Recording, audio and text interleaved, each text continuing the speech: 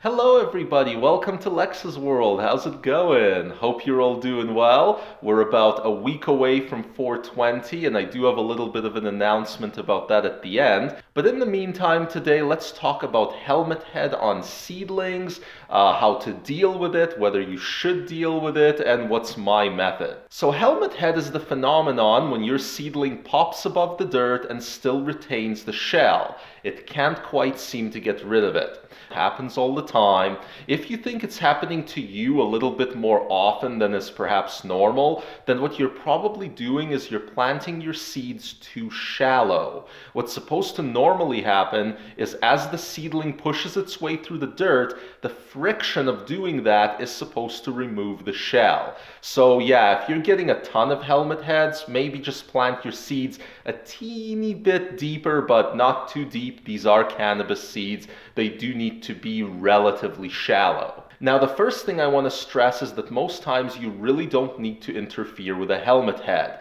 More than 80% of helmet heads, especially partial ones, resolve themselves on their own within a couple of days. But let me tell you guys what to do in the event that it's not resolving itself. So let's say that I walk in and I've germinated recently, I look down and I see a couple of helmet heads amongst my seedlings. The very first thing I'll do is I'll take a spray bottle and I will mist them really well, just a few sprays on each one. That helps soften the shell and that'll help the cotyledons push it off and get rid of it. Normally that's enough.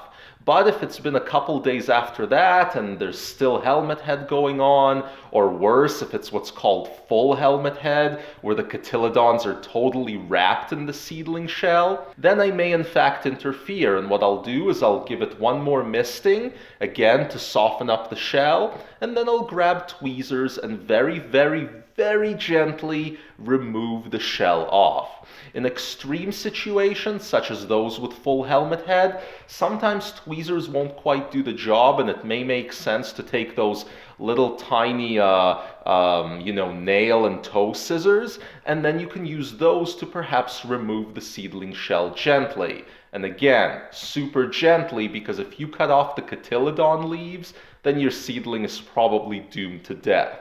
And that's it, guys. Dealing with helmet head is that simple. Most of the time you leave it alone. Usually you'll mist it and that'll make the problem go away faster and on its own. And if it doesn't work, then you can resort to things like tweezers and scissors and do it very gently.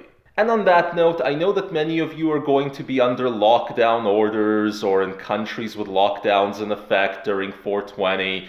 Many 420 events are canceled because going into a large shoulder-to-shoulder crowd is not particularly recommended right now. Not really good social distancing. So what I'm going to be doing is I'm going to be streaming on 420 live and hanging out with you guys, all of you who are stuck at home. Join me on this channel, turn on notifications so you don't miss it. But I'm going to be coming at you guys at 2 p.m. Pacific time on April 20th. So see you then. On that note, if this was useful, just make sure that you're subscribed, that you've hit that like button, and we'll see you all next time.